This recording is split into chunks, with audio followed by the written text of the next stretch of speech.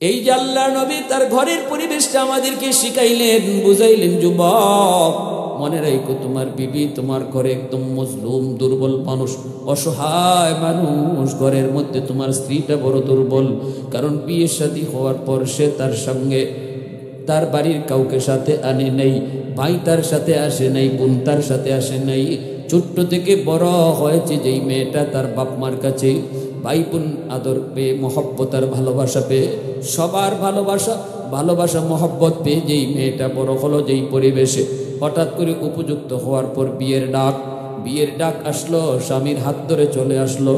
জীবনের জন্য মা, জীবনের জন্য বাবা, ভাই বোনকে পর বানায়া, স্বামীর ঘরের মানুষগুলাকে আপন বানায়া সে একা একা চলে আসছে। স্বামীর হাত ধরে চলে আসলো রে যুবক। এই ঘরে তার আপন বলতে কেউ নাই, শুধুমাত্র স্বামী। এই ঘরের মানুষগুলা কেমন সে জানে না, শ্বশুরের মেজাজ কেমন তাও জানে না, শাশুড়ির মেজাজ কেমন তাও জানে না, ননদের মেজাজ কেমন জানে না, দেবরের মেজাজ কেমন তাও জানে না। তুমি স্বামী যদি তারে বুক ভরা ভালোবাসা না দাও, এই অচেনা অজানা জায়গার মধ্যে সে কেমন করে থাকবে?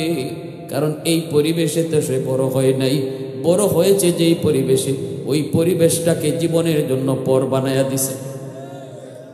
তুমি স্বামী যদি তারে বুক ভরা ভালোবাসা না দাও, মানসিকভাবে যদি টর্চারিং করো, শারীরিকভাবে যদি টর্চারিং করো, আল্লাহর বান্দী কারো কাছে এই অভিযোগ দিবে না, বিচার কারো কাছে দিবে না, কারণ এখানে কেউ তার নিজের লোক না, সবাই হলো তোমার লোক।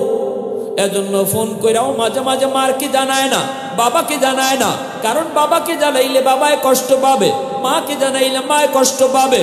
না না, এত নির্যাতন, মানসিক টর্চার সবকিছু নিজে হজম করে নে।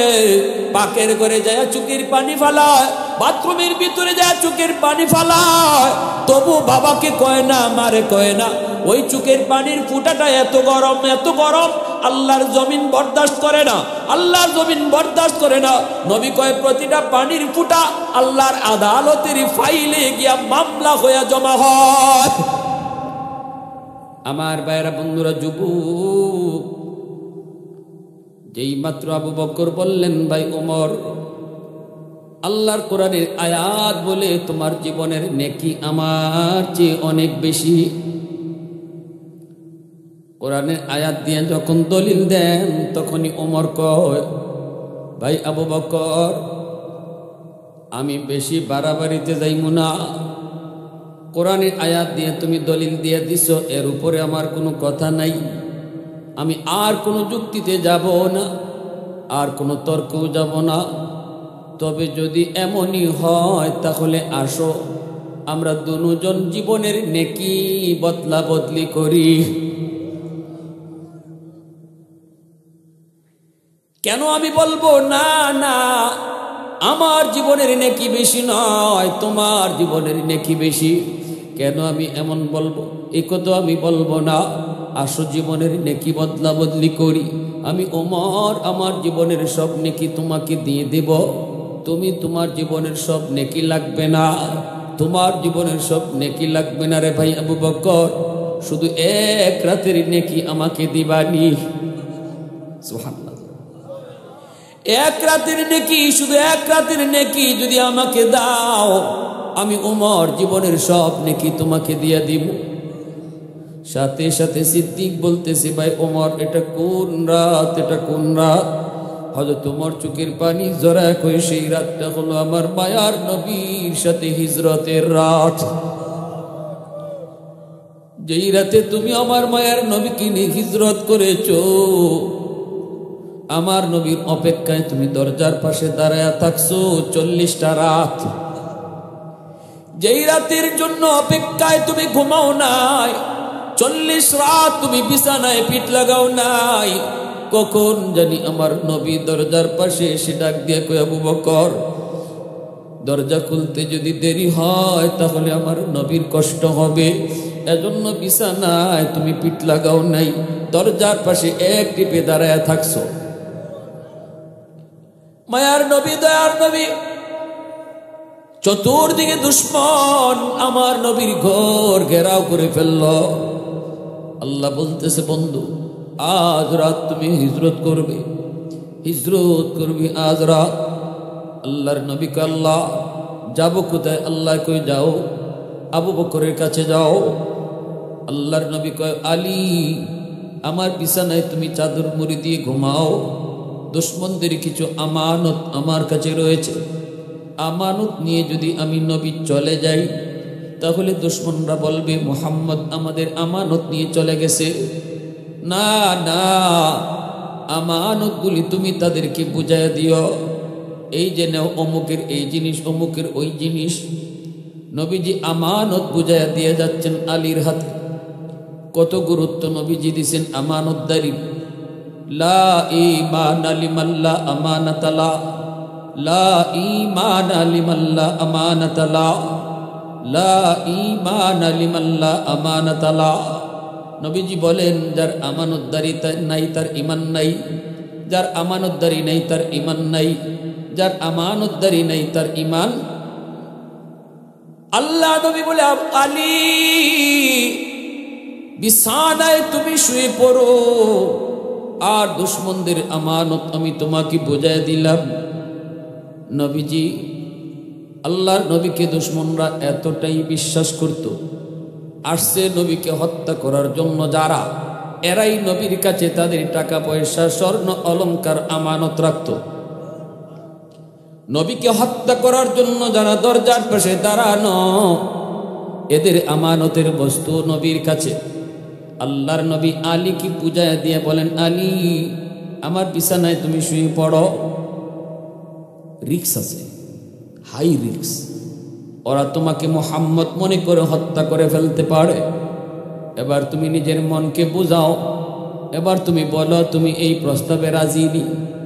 আলী বলেন, ইয়া রাসূলুল্লাহ, যদি ওরা আমাকে মুহাম্মাদুর রাসূলুল্লাহ মনে করে হত্যা করে ফেলে, শহীদ করে ফেলে, তবু আমার কোনো আপত্তি নাই, আমি চাদরের নিচেই ঘুমাবো। একটু জোরে কন্যা সুবহানাল্লাহ, আর একটু জোরে কোন সুবহানাল্লাহ। আল্লাহর নবীর আমানত হযরত আলীর কাছে বুঝাইয়া নবীজি বের হয়ে যাবেন। নবীজি বলতেছেন, আল্লাহ কেমনে বের হব? দুশ্মন তো ঘরের চতুর্দিকে ঘেরাও, কেমনে বের হই? বের হলেই তো ওরা দেখে ফেলবে। আল্লাহ বলে, বন্ধু ও বন্ধু, হাতের মধ্যে এক মুষ্টি বালি নেও, দুশ্মনের দিকে সূরা ইয়াসিনের আয়াত পড়ে ফু দাও। নবীকে আল্লাহ ফু তো দিব, সামনের দিকে যদি ধুলা নিক্ষেপ করি পিছনের দুশ্মন তো বেঁচে যায়, পিছনে মারলে সামনের দুশ্মন তো বেঁচে যায়। আল্লাহ বলে, বন্ধু ধুলা নিক্ষেপ করা তোমার কাম, আর সবগুলি দুশ্মনের চোখ অন্ধ বানায় দেওয়া আমি আল্লাহর কাম। দ্বীনের নবী, মায়ার নবী, আমার আপনার নবী যেই মাত্র সূরা ইয়াসিনের আয়াত পড়ে তিনি ফু দিলেন, সাথে সাথে আল্লাহ সবগুলি দুশ্মনকে আল্লাহ অন্ধ বানায় দিলেন। সবাই চোখ কসলাইতেছে, আর আমার আপনার নবী তাদের পাশ দিয়ে চলে গেলেন, পাশ দিয়ে নবী চলে গেলেন। ইবলিস ছিল এই জায়গায়, ইবলিসে কয়, মুহাম্মদ চলে গেল তো, তোরা তো দেখলি না, তোদের পাশ দিয়েই তো মুহাম্মদ চলে যাচ্ছে, কই যায় কই যায়। সবগুলি দুশ্মন চোখ কসলায়, এই মুহূর্তে মায়ার নবী তাদের পাশ দিয়ে চলে গেলেন। ওগো মালিক, তোমার হাবিব আমানত বুঝায় গেল আলীর হাতে, কিন্তু তুমি তোমার আমানত কই পাঠাইতেছো? আল্লাহ যেন কয়, আমি আমার আমানত আবু বকরের কাছে পাঠাইতেছি। দ্বীনের নবী, মায়ার নবী, রহমতের নবী সিদ্দিক আকবরের দরজার সামনে এসে দাঁড়ালেন। নবীজি দাঁড়ায় আস্তে করে নক করলেন, আবু বকর। সাথে সাথে সিদ্দিক দরজা খুলে দিলেন। আল্লাহর নবীকে, আবু বকর, এত আস্তে করে ডাক দিলাম, এত আস্তে করে ডাক দিলাম, পিছনে দুশ্মন আমার পিছনে ধাওয়া করে। আবু জাহেল ঘোষণা দিছে, মুহাম্মদকে যে ধরতে পারবা 100 উট পুরস্কার। সবগুলি দুশ্মন পিছনে পিছনে ঘুরে আমি নবী আস্তে করে একটা টোকা দিলাম, আস্তে করে আবু বকর বললাম, কেমনে তুমি দরজা খুলেছ? তুমি কি ঘুমাও নাই? এত গভীর রাত, তাম দুনিয়া ঘুমায় আছে, মানুষজন ঘুমে, পাকপাখালি ঘুমে, আবু বকর কেমন করে দরজা খুলেছ? সাথে সাথে সিদ্দিক চুকির পানি ঝরায় কয়, নবী গো, 40 দিন আগে বলেছিলেন আবু বকর, যে কোনো এক রাতে তোমাকে নিয়ে আমি নবী হিজরত করব, সতর্কতাই ক মনে পড়েনি গো নবী? আজ থেকে 40 দিন আগে আল্লাহ রসুল কয়, হ। সিদ্দিক বলে, সেই দিন থেকে কোনো রাত আমি বিছানায় পিঠ লাগাই না। দরজার পাশে দাঁড়ায় দাঁড়ায় অপেক্ষা করি, কখন জানি আমার নবী, মায়ার নবী দরজার পাশে এসে ডাক দেয়। সেই ডাকের অপেক্ষায় আমি দাঁড়ায় দাঁড়ায় সারা রাত কাটায় দিই। হযরত ওমর বলতেছে, কান্দে আর কই ওমর, ওমর কান্দে আর কই আবু বকর, ওই একটা রাতের নেকি, ওই একটা রাতের নেকি শুধু আমি ওমরকে দিবানি, আমি ওমর জীবনের সব নেকি তোমারে দিয়া দিমু। আমার মায়ার নবীকে নিয়ে রওনা দিয়েছ, নবীকে নিয়ে তুমি গারে সুরে আত্মগোপন করবা। ওই তো সেই পাহাড়, এত উঁচু পাহাড়, পাহাড়ের উঁচুতে সেই গার, সেই গুহা হলো পাহাড়ের উঁচুতে। আমার নবীকে নিয়ে তুমি পাহাড়ের নিচে অবস্থান করেছ। নবীকে বলেছ, নবী গো, পাহাড় বেয়ে বেয়ে সেই গুহায় পৌঁছতে আপনার বড় কষ্ট হবে, আপনি আমার পিঠে উঠেন। আমার রহমতের নবীকে নিজের পিঠে উঠাইয়া তুমি নিজে পাহাড় বায়া বায়া সেই গুহায় গিয়ে পৌঁছ। সেই গুহার কিনারায় যেও তুমি নবীকে আগে ঢুকতে দাও নাই। আল্লাহ নবীকে গুহার মুখে দাঁড় করায় তুমি বলছো, নবী গো, আপনি এখানে দাঁড়ান, আমি গুহাটা একটু পরীক্ষা করে আসি। এই গুহার ভিতরে কোনো জীব জানোয়ার আছে কিনা, হিংস্র কোনো পশু পাখি আছে কিনা। যদি ক্ষতি হয় আমি আবু বকরের ক্ষতি হোক, আমার যদি ক্ষতি হয় উম্মতের তেমন ক্ষতি হবে না। কিন্তু নবী গো, আপনি যদি আগে ঢুকেন, আপনার যদি কোনো ক্ষতি হয় গোটা উম্মত হালাক হয়ে যাবে। আমার নবীরে তুমি গুহার মুখে দাঁড় করায় নিজে যে আগে ঢুকছো, নিজে যে আগে ঢুকছো, সবগুলি গর্তের মুখ নিজের পাগড়ি সিরা সিরা সবগুলি গর্তের মুখ তুমি বন্ধ করেছ। একটা গর্তের মুখ বন্ধ করার মতো কাপড় ছিল না, নিজের পা দিয়ে সেই গর্তটা আটকায় রাখছো। এরপরে আমার নবীরে ডাক দিছো, ইয়া রাসূলুল্লাহ, আপনি ভিতরে আসেন। নবীর ভিতরে তুমি ঢুকাইছো। এরপরে আল্লাহর নবীরে তুমি বলছো, নবী গো, বিশ্রাম নেন, কষ্ট হয়েছে, একটু আরাম করেন। আমার নবীকে নিজের উড়াতে ঘুম পাড়ায় দিছো, অথচ ঘুমের প্রয়োজনটা তোমার বেশি ছিল। এ ভাই আবু বকর, জীবনের নেকি লাগবে না, তোমার জীবনের নেকি লাগবে না, শুধু ওই এক রাতের নেকি আমি ওমরকে দিবানি। আমি ওমর জীবনের সব নেকি তোমারে দিয়া দিমু। আমার মায়ের নবীর নিজের উড়াতে তুমি ঘুম পাড়াইছো, নবীজি তোমার উড়াতে ঘুমায় রয়েছেন। এই অবস্থায় রহমতের নবী সরওয়ারে দু জাহান, রাহমাতুল লিল আলামিন, দুনু জাহানের বাদশাহ তোমার উড়াতে ঘুমাইতেছে। নয়ন জুড়ায় জুড়ায় নবীর চেহারা দেখতেছো, নয়ন জুড়ায় জুড়ায় তুমি দেখতেছ। ওই অবস্থায় তোমার যেই পাটা দিয়া গর্তের মুখ আটকাইছো, এই গর্তের ভিতরেই ছিল বিষাক্ত সাপ। এই সাপে তোমারে কামড় দিল, বিষের যন্ত্রণা, বিষাক্ত সাপের বিষ। এই যন্ত্রণা যে কামড় খাইছে সে বুঝে এত বিষাক্ত সাপের যন্ত্রণা হজম করেছো দাঁতে দাঁতে কামড় দিয়া, তবুও বডি নড়াচড়া করো নাই। কামড় দিয়া কিরমিরি খায়া তুমি হজম করেছো, তবু বডি নড়াচড়া করো না, কারণ রহমতের নবী দু জাহানের বাদশাহ তোমার উড়াতে ঘুমাইতেছে। যদি বডি নড়াচড়া করো আমার নবীর ঘুম ভেঙে যেতে পারে, এজন্য তুমি নড়াচড়া করো না। সাহাবায়ে কেরাম রাদিয়াল্লাহু তাআলা আনহুমের অন্তরে নবীজির প্রতি কি পরিমাণ ভালোবাসা ছিল। নিজের জীবন যায় যাক, তবু নবীর একটু আরামে কষ্ট হোক সেটা সাহাবীরা বরদাস্ত করতেন না। তাবুক যুদ্ধ থেকে ফিরতেছেন আল্লাহর নবী হযরত আলী রাদিয়াল্লাহু তাআলা আনহুর সাথে। নবীজি বলতেছেন, আলী আমি একটু টায়ার্ড, একটু বিশ্রাম নিব, তোমার উরাতে একটু ঘুমাই। আলী বলেন, ইয়া রাসূলুল্লাহ ঘুমান। নবীজি হযরত আলী উরাতে মাথা রেখে একটু বিশ্রাম নিছেন, চোখ লেগে গেছে।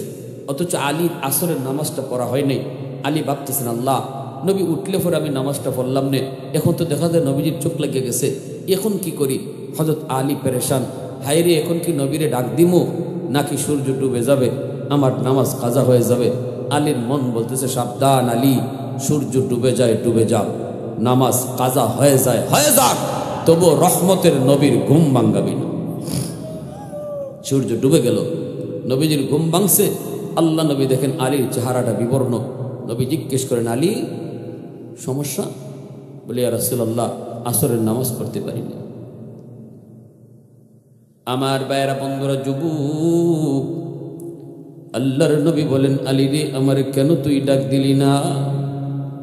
আলী কই, নবী গো আমার মনকে জিজ্ঞেস করেছি।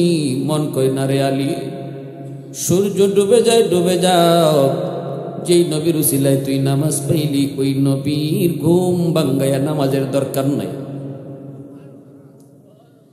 ওগো নবীজি, না না, আপনার ঘুম ভাঙ্গালে কষ্ট হবে, এজন্য আমার মন রাজি হয় নাই। সূর্য ডুবে গেছে ডুবে গেছে, সূর্য ডুবে গেছে, কাজা হয়ে গেছে। আল্লাহর নবী, রহমতের নবী, মায়ার নবী আলীর চেহারার দিকে তাকায় দেখেন বড় পেরেশান। হবেই তো। নবী বলছেন, মাল ইমান ইয়া রাসূলুল্লাহ, ইযা সাররাতকা হাসানাতুকা ওয়া ইযা সাআতকা সাইয়্যাতুকা ফাআনতা মুমিন। আল্লাহর নবী বলেন, উম্মতের দল, ইমান আছে কি নাই তুমি কেমনে বুঝবা? যদি কোনো গুনাহ হয়ে যায় তাহলে তোমার অন্তরে পেরেশানি লাগবে, বুঝবা তোমার অন্তরে ইমান আছে। আর যদি গুনাহ হওয়ার পরেও তোমার অন্তরে পেরেশানি না লাগে, বুঝবা ইমান নাই। কাজা হয়ে গেছে নামাজ, ফজরের নামাজ পড়তে পারো নাই, ঘুমের সাগরে বিভোর, জাগতে পারো নাই, অসুবিধা নাই, হইতে পারে এমন। কিন্তু ঘুম ভাঙ্গার পর যদি তোমার অন্তরে পেরেশানি লাগে তাহলে নবী কয় বুঝবা ইমান আছে। আর যদি তোমার অন্তরে কোনো পেরেশানি না লাগে, আগের মতোই তুমি যেই সেই বিন্দু পরিমাণ গুনাহ হইলেও তোমার অন্তরে পেরেশানি না লাগে, রাসূল কয় ইমানের স্কেল বলে তোমার ইমান নাই, স্কেল বলে ইমান নাই। আলী রাদিয়াল্লাহু তাআলা আনহুর পেরেশানি লাগলো, লাগবেই তো, ইনি তো নামাজের পাগল। আলী তো কেমন নামাজের পাগল, আলীর পায়ের মধ্যে তীর বিদ্ধ হয়েছে, এই তীর তো খোলা যায় না। আল্লাহ বলতেছে, বন্ধু আলীর তীর এমনে খুলতে পারবা না, আলী রে কও নামাজে দাঁড়াইতো, নামাজে দাঁড়াইলে পরে আলী দিন দুনিয়ার খবর থাকে না। তীর যদি খুলতে হয় আলীকে বলো নামাজে দাঁড়াইতো। আলী নামাজে দাঁড়ান, টান্না গুস্ত সিরা তীর বের করে ফেলা হয়, অথচ আলীর খবর নাই।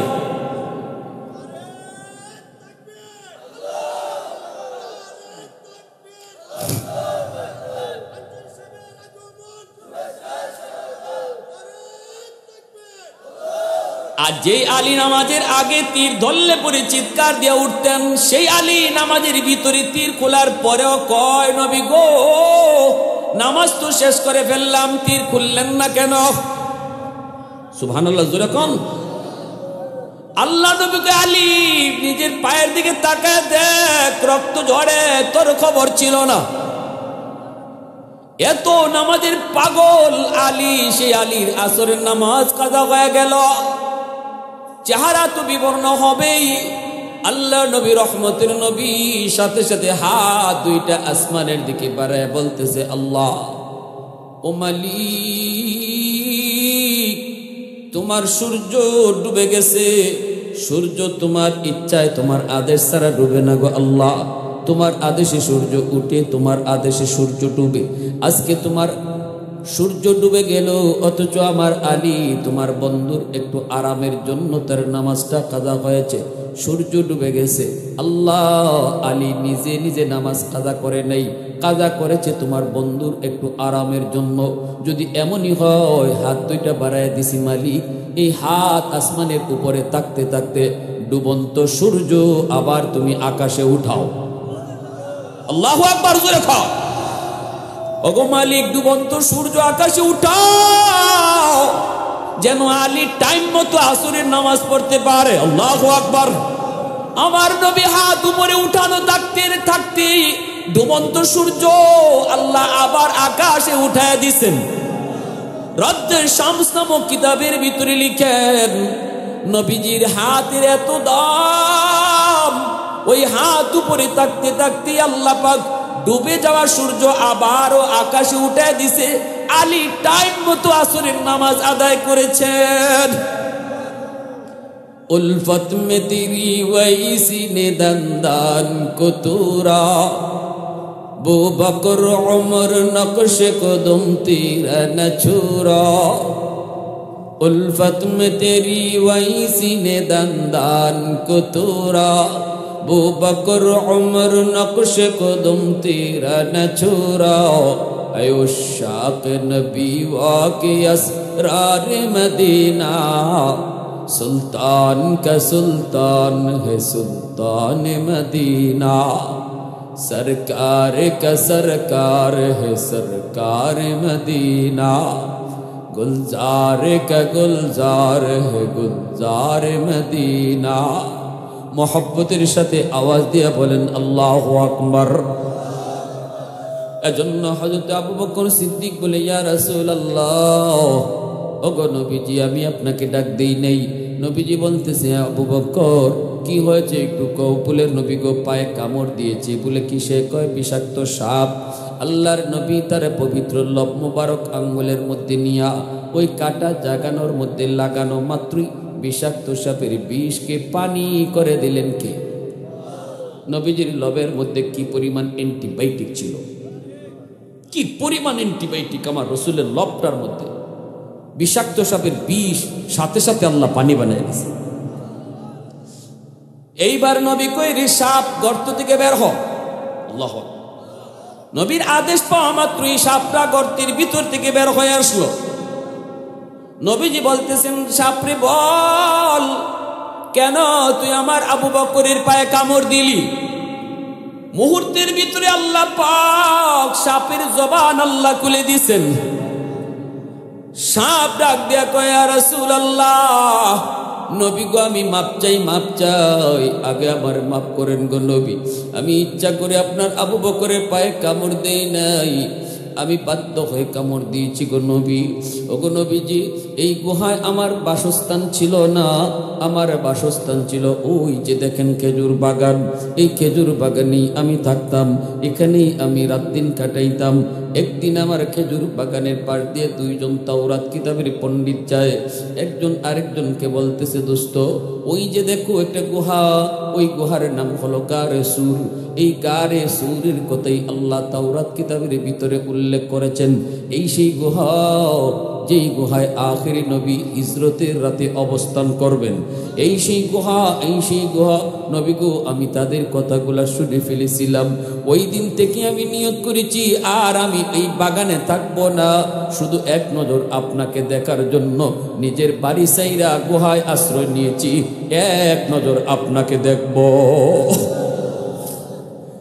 আমি বেশি দূরেও যাই না গো নবী, বেশি দূরে যাই না, খাবারের জন্য বেশি দূরে যাই না। অল্প কিছু জায়গার ভিতরে যা পাই তা খাইয়াই দ্রুত চলে আসি, কখন জানি আপনি আবার চলে যান। আজ আমার দীর্ঘদিনের সেই মনের আশা, আজ আমার দীর্ঘদিনের সেই মনের আশা পূরণ হতে চলছে, কিন্তু পারি না। আপনার আবু বকরের পা, আপনার আবু বকরের পায়ের কারণে বের হতে পারি না, পারি না। আর কোনো মুখও নাই, বের হওয়ার কোনো রাস্তাও নাই।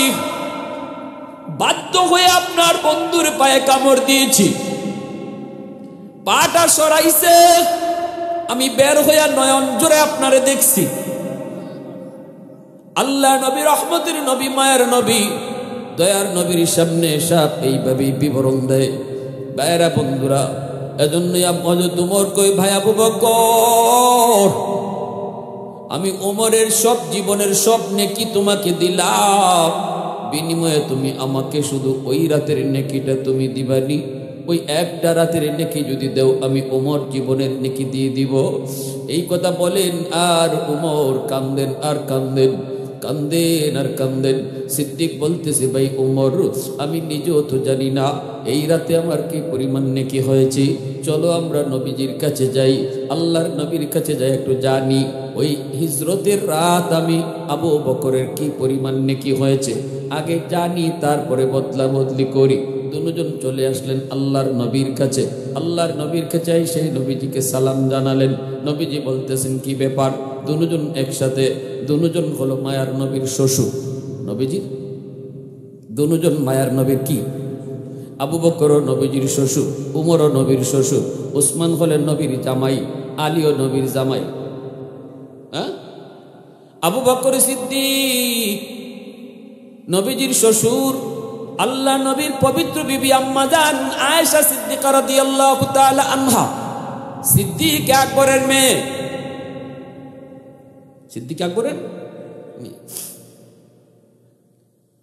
খুব মহব্বতের, খুব মায়ার নবীজির পবিত্র বিবিগণের ভিতরে একমাত্র আম্মা জান আয়েশা, তিনি ছিলেন অবিবাহিতা।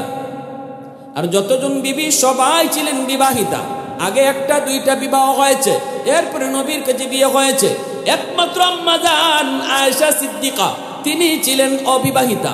তিনি নবীর কাছে প্রথম বিবাহ এবং শেষ। এত মায়া নবীজি করতেন, মাঝে মাঝে এত মায়ার মধ্যে মাঝে মাঝে টুকটাক বাজাবাজি ওইতো না, স্বামী স্ত্রীর ভিতরে টুকটাক বাজাবাজি ওইবই। এই জন্যই আল্লাহ পাক রব্বুল আলামিন নবীকে আমাদের মতোই মানুষের মধ্য থেকে নবী বানাইছেন। ফেরেশতা আল্লাহ নবী বানান নাই। ফেরেশতা যদি আল্লাহ নবী বানায় পাঠাইতেন, তাহলে বিয়া শাদী ফেরেশতার জীবনে নাই। নবীর জীবনে আমরা বিয়া শাদী পাইতাম না, নবীর জীবনে খাওয়াত পাইতাম না, নবীর জীবনে ঘুম পাইতাম না, নবীর জীবনে ব্যবসা বাণিজ্য পাইতাম না। এজন্য আল্লাহ পাক কয়, লাকাদ মান্নাল্লাহু আলাল মুমিনিন ইয বাআসা ফীহিম রাসূলা, আমার রাসূলকে তোমাদের মধ্য থেকেই তোমাদের মাঝে আমি আল্লাহ পাঠাইছি। এটা হলো তোমাদের জন্য সবচেয়ে বড় নিয়ামত, সবচেয়ে বড় নিয়ামত। ব্যবসায়ী তুমি হও, ব্যবসায় তুমি নবীর আদর্শ খুঁজে পাইবা। বিয়া শাদী করতে চাও যুবক, নবীর জীবনেও তুমি বিয়া শাদী পাইবা, সেখান থেকেও তুমি আদর্শ নেও। কারণ নবী তোমার আমার মতোই মানুষ, এজন্য মানুষের খাসলত বৈশিষ্ট্য যা আছে নবীর মাঝেও তা আছে, ঠিক না? ফেরেশতা যদি আল্লাহ পাঠাইতো, তাহলে আমরা পাইতাম কই?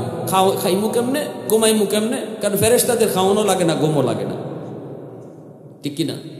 হ্যাঁ, টুকটাক বাজাবাজি হইছে নবীজির পবিত্র বিবিগণের মধ্যে। আল্লাহ নবীর এত ভালোবাসা, এত মহব্বত স্ত্রীর সাথে, এরপরও মান অভিমান হইছে। কারণ মানুষ তো, আমাদেরকে তো শিখাই যেতে হইব। আমাদের মধ্যে আমাদের স্বামী স্ত্রীর ভিতরে একটু টুকটাক ঝগড়া বাজাবাজি মান অভিমান ওইতে পারে, ওইলে কিতাকরণ লাডি লবণ, গরু ফিডানির লাডি, আর নাকি একবারে গুসার সুটে শব্দ গোষ্ঠী করে, শব্দ গোষ্ঠীটা খালি কয় তালাক দিতে দিতে দিতে দিতে তোর নানি দাদির সহ তালাক, এমন আসেনি না নাই? দিতে দিতে এরপরে হুজুর আমার হুশ আসিল না, হুজুর কিতা যে কইছি মনে নাই। তালাক কিতা মানুষে আইসা আইসা দেয়, তালাক তো গুসার ছুটোই দেয়। তে হুজুরের কাছে এই কথা কর অর্থ কি? হুজুর গুসার ছুটে কইলিছে, গুসার ছুটে কইছেন, তালাক তো গুসার ছুটেই দেয়। তিনটা কইলিছেন, আর কোনো মাপ নাই, আর কোনো সুযোগ নাই। অতই যদি আপনার কি থাকে, মানে বুদ্ধি থাকে, অতই যদি আপনার ব্রেইনে হুশ থাকে, তাহলে অন্তত একটা দিয়ে থামে যান গা। এও যদি না পারেন, দুইটাতে থামে যান গা, তিনও যায় না, ঠিক কিনা? জোর এখন তাও কিছুটা সুযোগ থাকে।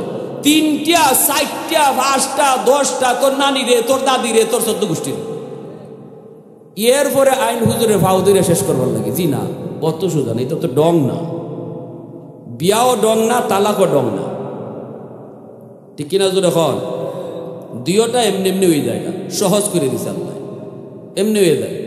এত পর্যায়ে তালাকের বিষয়টা হলো দেয়ালে পিঠ লাগিয়ে গেছি গা আপনার, আর কোনো সুযোগ নাই। সবে মিললে চেষ্টা করছেন, দুই পক্ষের লোকে বইয়া চেষ্টা করছে, এর পরও পারে না, সংসার আগুন হয়ে গেছি গা। এই অবস্থার মধ্যে আর কোনো সুযোগ নাই শরীয়তে, তখন একটা পথ রাখছে তালাকে। আল্লাহ এর পরেও কয়, রসুল জানায় দিছে, কয়ে দাও রসুল, বন্ধু কও তালাকটা আমি আল্লাহ হালাল করছি ঠিক, কিন্তু এই তালাক শব্দটা, তালাক হালালের ভিতরে সবচেয়ে নিকৃষ্টতম হালাল জিনিস। আল্লাহর আরশটা পর্যন্ত কাঁপে ওঠে যখন কেউ তালাক শব্দটা মুখ দিয়ে বের করে। এটা আল্লাহ বৈধ করছে, কিন্তু আল্লাহর কাছে খুব না পছন্দের। আল্লাহ বলে আমার কাছে খুব না পছন্দের। কেন আল্লাহ পছন্দ করে না, এটার আল্লাহ হালাল করলো কেন? কয় একমাত্র কারণ, যখন আর কোনো উপায় নাই তখন তো একটা বিধি ব্যবস্থা রাখতে হইব। কিন্তু আমরা রয়েছি কিতা, তরকারি কার লাগে লবণ বেশি হইল, নে তোরে তালাক। ভাত কার লাগে দেরি হইল, তুই কার লাগে আমারে না জিগাই বেরোইলে, আমারে না জিগাই কেন এখানে গেলে, টুকটাক সন্দেহ মনের ভিতরে আসছে, মাইরে বুঝি। এরপরে কান্দাকাটি, বাচ্চার চিন্তা লইয়া, এই লইয়া সেই লইয়া। আল্লাহ রসুল সাল্লাল্লাহু আলাইহি ওয়াসাল্লাম আর আম্মাদান আয়েশার মধ্যে একটু দ্বন্দ্ব লাগছে। নবীজি বুঝতেছেন, আয়েশা তুমি ঠিক না আমি ঠিক, এবার আসো একটু কৌছেন আমি কি অযৌক্তিক কইলাম? আম্মাদান কইতেছে, জি না আমি ঠিক, আপনার কথা হইছে না। রসুল কয়, না আমারটা হইছে, তোমারটা হইছে না। এখন দুইজনেই, একজনকে আমি ঠিক আর একজনকে আমি ঠিক। আল্লাহ রসুল কয়, এক কাম করো, বিচারকটা কি দেখি কেডা ঠিক। আম্মাদান বলতেছে, ঠিক আছে আপনি ডাকুন। তা আল্লাহ রসুল বলতেছে, কারে ডাকতাম? আপনার যারে মন চায় তারে ডাকুন। আল্লাহ রসুল তোমার আব্বারে ডাকি। বিচারক কারে? তিনি কে? আবু বকর সিদ্দিক রাদিয়াল্লাহু তাআলা। রসুলকে তোমার আব্বারই ডাকি। তখন আম্মাদান খুশি, ঠিক আছে আব্বারে ডাকুন। কারণ এটা তো খুশির কথা, ওই বাপে তাই মেয়ের পক্ষে লইবই, এটা তো মেয়ের স্বাভাবিক ধারণা, এটা আমার আব্বা তো আমার পক্ষেই লইব, ঠিক কিনা? কিন্তু খুশি হওয়ার কথা। আল্লাহ রসুল্লাহ সিদ্দিক আকবরকে খবর দিয়েছেন, আবু বকর সিদ্দিক আইছেন। নবীজি বলতেছেন, আবু বকর একটা বিচার, আমরা দুইজনের মাঝে একটু সমস্যা হয়েছে, রায় দিবা তুমি। সিদ্দিক আকবর তো এমনিতেই মাথা গরম হয়ে গেছি, কয় কি আমার জি রসুলের সাথে লাগাই দিয়েছে, আর কয় আবার বিচার আমি করতাম। কিন্তু চুপচাপ, রসুল তো এখানে সামনে, কোনো কথা নাই, চুপ দাঁড়াই রয়েছেন। আল্লাহ রসুলকে, আবু বকর সঠিক বিচার করবাই, চুপ এখানে দাঁড়াই থাকবা, কারো মুখ চিহ্নে কথা কইবাই না, কারো মুখ চিহ্নে রায় দিবার না। বিচারকের এক নম্বর দায়িত্ব হইল অপরাধীর পরিচয় শুধু অপরাধী হিসেবে চিনবে, কোনো বিচারক অপরাধীর মুখ চিহ্নে কথা কইব না, ঠিক কিনা? এ কোন গোষ্ঠীর লোক, এ কার ভাই, এ কার ফুলা, এ কোন নেতা, এ কোন ফেতা, এগুলা কোনো বিচারকে এগুলা ধরব না, এগুলা খেয়াল রাখতে পারবে না। এগুলা মাথায় রাখলে বিচারক হতেই পারে না। কিয়ামতের ময়দানে আল্লাহর আদালতে কেঞ্চি দিয়া, জাহান্নামের কেঞ্চি দিয়ে আল্লাহ জিহ্বা কাটবো। সাধারণ মানুষের বিচার হবে একবার, বিচারকদের বিচার হবে দুইবার। সমাজে যারা বিচার আচার করছো, আসো আমি আল্লাহর সামনে দাঁড়াও, একটা অতিরিক্ত মেধা দিছিলাম আমি আল্লাহ তোমাকে, বিচার করার যোগ্যতা সবার ছিল না, আমি আল্লাহ তোমাকে এই নিয়ামতটা দিছিলাম, কোন পথে কাটাইছো নিয়ামত, কোন পথে ব্যয় করছো, হিসাব দাও, কেমনে রায়টা দিছিলে একটু বুঝাই যাও আমি আল্লাহরে। দুনিয়ার মানুষে বুঝ দিয়ে লাইতে পারবা, কারণ মেম্বার তোমার পক্ষে, চেয়ারম্যান তোমার পক্ষে, এমপিও তোমার পকেটে, তুমি যা কইবা তা। কিন্তু আল্লাহর আদালতে বিচার আরেকবার করতে হইব, ঠিক কিনা? আর যদি সঠিক বিচার করেন, অপরাধীর পরিচয় একটাই, সে অপরাধী। চোরের পরিচয় সে চোর, ডাকাতের পরিচয় সে ডাকাত, এটাই তার পরিচয়, আর কোনো পরিচয় তার নাই। এই মাইন্ড নিয়ে যদি বিচার করো, কিয়ামতের ময়দানে আল্লাহর নবী বলেছেন, তোমাকে আল্লাহ আরশের ছায়ার নিচে মেহমান বানায় রাখবে। সাবাতু ইউজিল্লুহুমুল্লাহু ফি জিল্লিহি ইয়াওমা লা জিল্লা ইল্লা জিল্লুহু, ইমামুন আদিল। এক নম্বর আল্লাহ কইছেন সমাজের ন্যায় বিচারক, কাজী বলো সরকার বলো, যারা সঠিক বিচার করত তাদেরকে আল্লাহ হাসরের মাঠে আরশের ছায়ার নিচে মেহমান বানাবে।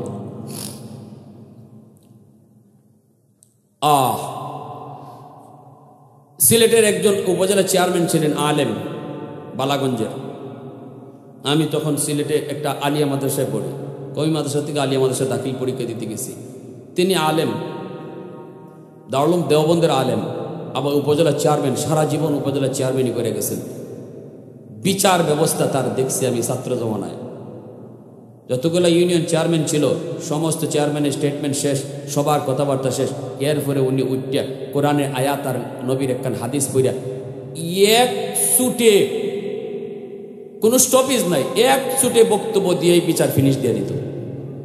মাঝখানে আর কোনো কথা কওয়ার সুযোগ কারো থাকতো না, এবং এক বাক্যে সবাই মেনে নিত। সঠিক বিচার করে গেছে আল্লাহর বান্দা। নামাজের মধ্যে সেজদার হালতে তার মরণ হয়েছে। কি ভাই? আর আজকে আমরা সমাজে টেকা খাইও বিচার রায় ঘুরাইলে, আরে আল্লাহ রে, 500 টাকা দিলে বিচারে রায় ঘুরে যায়। হ্যাঁ, কেউ একটা বিড়ি খাওয়াইলেও ঘুরে যায়। এমন বিড়ি গুরু আছে, বিড়ি খাওয়াইয়া যদি একটা ফয়ান ধরে দিও কালকে, অসুবিধা নেই। দিছে 500, পরের দিন মিটিংয়ে বইয়া দেখা যায় বিচার উল্টা মাতে। এটা কয় চাচা ফাঁসে, কেমনে কইতো 500 যে দিলাম রাত্রি, এটা কেমনে কয় তো মানুষের সামনে? কয় চাচা ফাঁসে। চাচা কয় কি করবো তোর ফাঁসে, ঠেলায় নেগা 10-এ। তার মানে 500 দেওয়ার পরে আবার দেয়া গেছে 1000। তে ফাঁসের কথা কইব না 10-এর কথা কইব? ওই কইব কয় কি করবো তোর ফাঁসে, ঠেলায়া নে তো 10-এ। রেডি থাকো, ফিটো তেল দিয়ে কবরে যাইও, ফিটো তেল দিয়ে কবরে যাইও। নামাজ রোজা সব আল্লাহ আটক করে দিব। শুধু একটা অন্যায় বিচার করার কারণে জীবনের সব নামাজ রোজা আল্লাহ আটক করে দিব। এটা মানুষের হক, হক্কলিবাদ, এটা আল্লাহ মাপ দিবে না। দুর্বল দিকে তার উপরে তুমি বিচারটা চাপাইয়া দিছ। রেডি থেকো জীবনে নামাজ রোজা লইয়া। আল্লাহ আমাদেরকে সহি বুঝদান করো, সবাই বলি আমিন। আবু বকর সিদ্দিক আসছেন, পরে নবী বলতেছে, আবু বকর তুমি কিন্তু বিচারক, এবার শূন্য কার দোষ আর কে নির্দোষ? আল্লাহ রসুল বলেন, আয়েশা তুমি আগে বলবা না আমি আগে বলবো? স্টেটমেন্ট তো দেওয়া প্রয়োজন। আম্মাজান বলেন আপনি আগে বলেন, তবে যা বলবেন সত্য বলবেন। লাগাই দিয়েছেন ফেস। আর একটু ভিতরে জিদ আছে না? একটু জিদ আছে তো, জিদ না হইলে কি আর ফোন তো যায়নি। একটু জিদ আছে, জিদের সূত্রে কথাটা একটু লাগাই দিয়েছেন। বাড়তি কথা, বাড়তি কথাটা কি তা আপনিই কন, তবে যা কইয়েন আল্লাহ রসুলের ব্যাপারে কথাটা হইছে, আপনারা কন না। রসুলের ব্যাপারে কথাটা হইছে। রসুল জীবনে মিথ্যা বলছেন?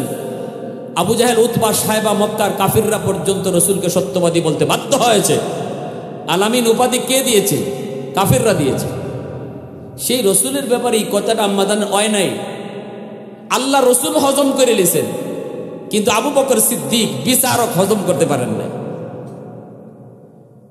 আবু বকর সিদ্দিক সাথে সাথে আর দেরি নাই, রক্ত মাথায় উঠে গেল। কয় কি আমার রসুলের ব্যাপারে আমার মেয়েটা কইল কি? দেরি নাই, যাইয়েই মেয়েকে এমন জোরে একটা চর মারলেন। এক চর খাইয়া তিনি মাটিতে ঘুরে ঘুরে মাটিতে পড়ে গেলেন। এরপরে দৌড় দিয়ে গিয়ে আল্লাহর নবীর পিছনে এইভাবে জড়ায় জোর শুরু হয়ে কাঁপতেছেন আর বলতেছেন, ইয়া রাসূলুল্লাহ আমাকে আপনি বাঁচান। নবীজির সাথে সাথে এইভাবে হাত দিয়ে আটকাই দিয়েছেন আর বলতেছেন, আবু বকর থামো, আবু বকর থামো, আবু বকর থামো। সিদ্দিক আকবর থেমে গেলেন। নবীজি এইবার আম্মাজানকে এইভাবে পিছনে নিয়ে আটক করলেন, এইভাবে ঘুমটা দিয়ে রাখলেন। নবীজি আড়াল করে রাখলেন আর বলতেছেন, আবু বকর রে, এরে আবু বকর বিচার করতে আনছি, মারতে আনি নাই। তোমারে বিচার করতে আনছি, মারতে আনি নাই। হাত উঠাইছো কেন? আমরা হইলে কইতাম আরো মারো, ঠিক না? আমরা হইলে তো কইতাম এখন ইন্দিয়াইছো করলে কি বাজাও। কিন্তু আল্লাহ নবী আবু বকর মারতে আনি নাই, বিচার করতে আনছি, হাত উঠাইছো কেন? বিচার লাগতো না তোমার, ঘর থেকে বের হও। আল্লাহ নবী ঘর থেকে বের করে দিছেন। আবু বকর সিদ্দিক তিনি ঘর থেকে বের হইয়া বাহিরে কে দাঁড়ায় রয়েছেন, শরীর কাঁপতেছে এখন। আল্লাহর নবী এবার আস্তে করে নিজে পিছটা দিয়ে আম্মাজানের দিকে তাকায়া বুকের সাথে বুক মিলাইয়া কপালে চুমুকায় নবী হাসতেছে। আল্লাহ নবী কয়, আয়েশা আজ যদি আমি না থাকতাম তোমার উপায় কি হইতো? আম্মাজান সাথে সাথে নবীর বুকে মাথাটা রাইখা মুস্কি হাসি আর বলতেছে, ইয়া রাসূলুল্লাহ মাপ চাই গো নবী, আমাকে মাফ করেন, আমি ভুল করেছি। দুজনে হাসতেছেন। আর আবু বকর সিদ্দিক হাসি শূন্য আবার ঘরে ঢুকিয়া কইটা কেমন বিচার আমার আনসুই আর ওখান থেকে দুজনে আসুন। এই যে আল্লাহ নবী তার ঘরের পরিবেশটা আমাদেরকে শিখাইলেন, বুঝাইলেন, যুবক মনে রাখো তোমার বিবি তোমার ঘরে একদম মজলুম দুর্বল মানুষ, অসহায় মানুষ। ঘরের মধ্যে তোমার স্ত্রীটা বড় দুর্বল, কারণ বিয়ে শাদী হওয়ার পর সে তার সঙ্গে তার বাড়ির কাউকে সাথে আনে নাই, ভাই তার সাথে আসে নাই, বোন তার সাথে আসে নাই। ছোট্ট থেকে বড় হয়েছে যেই মেয়েটা তার বাপ মার কাছে ভাই বোন আদর পেয়ে, মহব্বত আর ভালোবাসা পেয়ে, সবার ভালোবাসা মহব্বত পেয়ে যেই মেয়েটা বড় হলো যেই পরিবেশে, হঠাৎ করে উপযুক্ত হওয়ার পর বিয়ের ডাক আসলো, স্বামীর হাত ধরে চলে আসলো। জীবনের জন্য মা, জীবনের জন্য বাবা, ভাই বোনকে পর বানায়া, স্বামীর ঘরের মানুষগুলাকে আপন বানায়া সে একা একা চলে আসছে। স্বামীর হাত ধরে চলে আসলো রে যুবক। এই ঘরে তার আপন বলতে কেউ নাই, শুধুমাত্র স্বামী। এই ঘরের মানুষগুলা কেমন সে জানে না, শ্বশুরের মেজাজ কেমন তাও জানে না, শাশুড়ির মেজাজ কেমন তাও জানে না, ননদের মেজাজ কেমন জানে না, দেবরের মেজাজ কেমন তাও জানে না। তুমি স্বামী যদি তারে বুক ভরা ভালোবাসা না দাও, এই অজানা জায়গার মধ্যে সে কেমন করে থাকবে? কারণ এই পরিবেশে তো সে বড় হয় নাই, বড় হয়েছে যেই পরিবেশে, ওই পরিবেশটাকে জীবনের জন্য পর বানায়া দিছে। তুমি স্বামী যদি তারে বুক ভরা ভালোবাসা না দাও, মানসিকভাবে যদি টর্চারিং করো, শারীরিকভাবে যদি টর্চারিং করো, আল্লাহর বান্দী কারো কাছে এই অভিযোগ দিবে না, বিচার কারো কাছে দিবে না, কারণ এখানে কেউ তার নিজের লোক না, সবাই হলো তোমার লোক। এজন্য ফোন কইরাও মাঝে মাঝে মারকে জানায় না, বাবাকে জানায় না, কারণ বাবাকে জানাইলে বাবায় কষ্ট পাবে, মাকে জানাইলে মায় কষ্ট পাবে। না না, এত নির্যাতন, মানসিক টর্চার সবকিছু নিজে হজম করে নে। পাকের ঘরে যায় চোখের পানি ফালায়, বাথরুমের ভিতরে যায় চোখের পানি ফালায়, তবু বাবাকে কয় না, মারে কয় না। ওই চোখের পানির ফুটাটা এত গরম, আল্লাহর জমিন বরদাস্ত করে না, আল্লাহর জমিন বরদাস্ত করে না। নবী কয় প্রতিটা পানির ফুটা আল্লাহর আদালতের ফাইলে গিয়া মামলা হইয়া জমা হয়। সালাসাতুন দাওয়াতুন মুস্তাজাবাতুন লা শাক্কা ফীহ দাওয়াতুল মাজলুম। নবী কয় তিন ব্যক্তির দোয়া বদদোয়া আল্লাহর দরবারে সরাসরি কবুল। এর ভিতরে এক ব্যক্তি হলো মজলুম, দুর্বলের দোয়া বদদোয়া। ঘরের ভিতরে তোমার স্ত্রী হলো তোমার কাছে সবচেয়ে দুর্বল, এই ঘরে স্ত্রী হলো সবচেয়ে দুর্বল। এজন্য সাবধান। নবী কয় ইত্তাকি দাওয়াতাল মাজলুম ফাইন্নাহু লাইসা বাইনাহা ওয়া বাইনাল্লাহি হিজাব। সাবধান, দুর্বল মানুষের আহাজারি থেকে নিজেরে বাঁচাইও। এর যুবক, এজন্য বলি বুক ভরা ভালোবাসা দিও বিবিটারে, মহব্বত কইরো, ভালোবাসো, কারণ সে অসহায়, তোমার ঘরে সে দুর্বল। সে যদি অন্তর থেকে দোয়া করে তোমার ভালোবাসা মহব্বত পায়া, নবী কয় তার দোয়াটাও আল্লাহর দরবারে সরাসরি কবুল।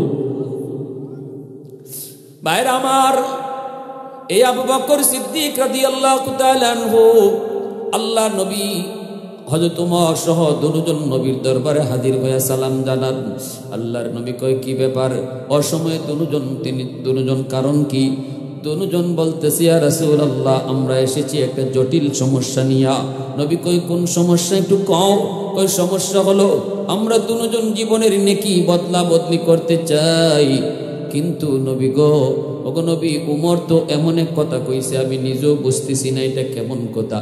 নবী কই বলো কোন কথা?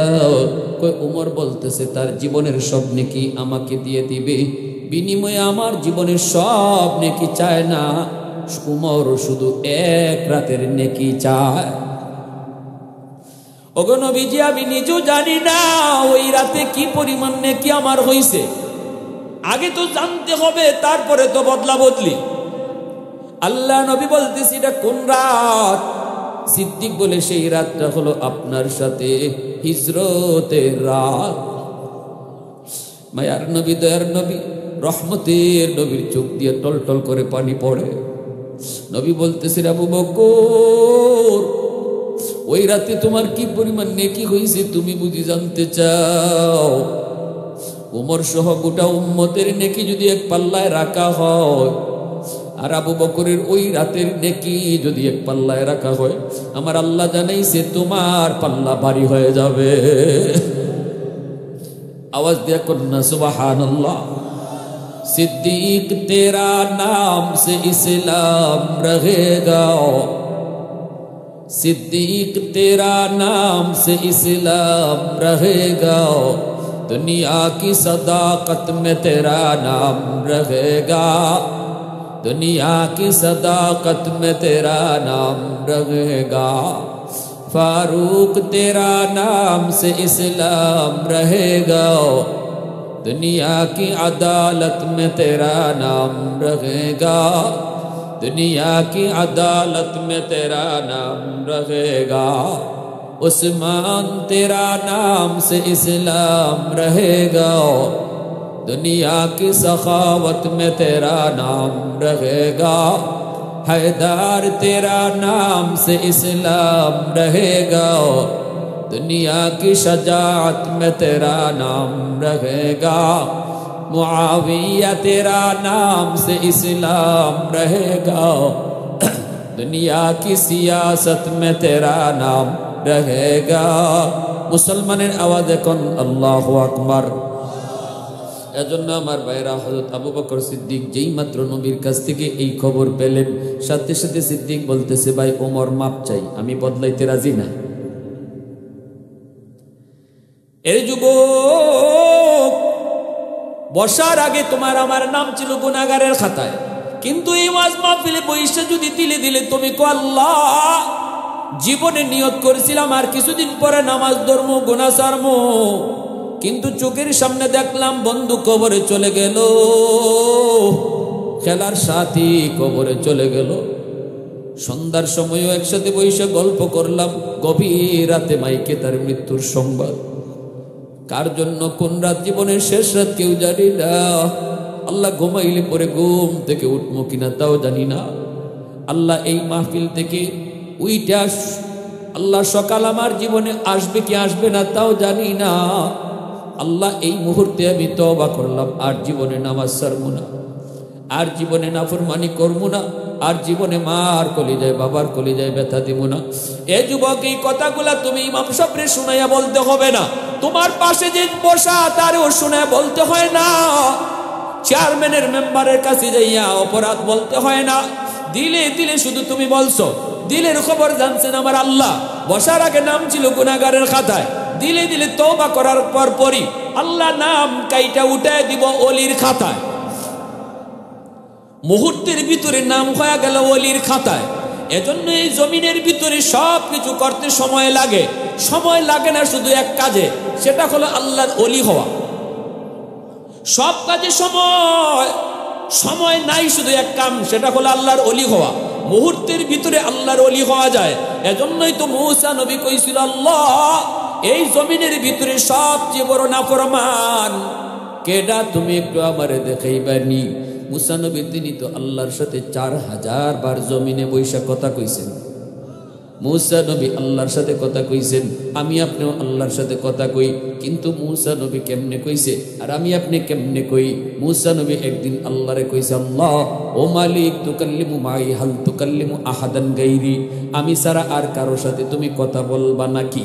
আল্লাহ কয়, মূসা তোমার সাথে আমি কথা বলি, কিন্তু তোমার মাঝে আমার মাঝে একটা পর্দা আছে, বাইনি ওয়া বাইনাকা হিজাব, তোমার মাঝে আমার মাঝে একটা পর্দা আছে, তুমি পর্দার ওই প্রান্তে, আমি পর্দার এই প্রান্তে। কিন্তু সায়াতি উম্মাতুন, ভবিষ্যতে এমন একটা উম্মত জমিনে আসতেছে রে মূসা, যেই উম্মতের সাথে আমি আল্লাহ কথা বলবো, অথচ তাদের মাঝে আমার মাঝে কোনো পর্দা থাকবে না। লাইসা বাইনি ওয়া বাইনাহুম হিজাব। মূসা নবীকে আল্লাহ, এরা কোন উম্মত? আল্লাহ কয় উম্মতে মুহাম্মদ। উম্মতে আহমদ, এদের সাথে আমি আল্লাহ কথা বলবো, মাঝখানে কোনো পর্দা থাকবে না। আল্লাহর নবী মুসা জিগায়, মালিক কেমনে কথা কইব এরা? আমি তো তুর পাহাড়ে আইসা কথা কই, এরা কোন পাহাড়ে গিয়া কথা কইব? আল্লাহ কই, না, কোনো পাহাড়ে না, এরা যখন নামাজে দাঁড়াইব তখনই আমার সাথে কথা কইব। মুসাল্লি ইউনাজি রব্বা, এজন্যই নবীজি কয় নামাজি নামাজি দাঁড়াইয়া কথা কয় কার সাথে? এক হুজুর এখন কার সাথে? মুসা নবী কয়, আল্লাহ, নামাজি নামাজি তোমার সাথে কথা কয়, কিন্তু তুমি কেমনে কথা কও? আল্লাহ কয়, এরা যখন কোরআন তেলাওয়াত করব তখন আমি কথা কইমু। নামাজি আল্লাহর সাথে কথা কয়, আর কোরআন তেলাওয়াতকারীর সাথে আল্লাহ নিজে কথা কয়। আর একটু আওয়াজ দেখুন না, সুবহানাল্লাহ। বলুন তো, আজকে মুসলমানের ঘরে কোরআন তেলাওয়াত আছে? দিন যায়, মাস যায়, সপ্তাহ যায়, মুসলমানের ঘরে কোরআন তেলাওয়াত নাই। এক সময় ফজরের পরে তেলাওয়াতের আওয়াজ শোনা যাইত, মা বোনেরাও তেলাওয়াত করত, কিন্তু আজকে মুসলমানের ঘর থেকে কোরআন তেলাওয়াতের আওয়াজ আর শোনা যায় না রে যুবক। গানের আওয়াজ আর মোবাইলের আওয়াজ শোনা যায়। রহমত আর কিভাবে আসবে? কেন আমার ঘরে অশান্তি? আরে রোগ যেখানে এখানে ওষুধ দাও। অশান্তিটা তো আমার ঘর থেকে শুরু। রোগ যেখানে এখানে ওষুধ দাও। রোগ হইল আসমানে, চিকিৎসা চলছে জমিনে। আগুন লাগছে শেরপুর, ফানিতেই ফরিদপুর।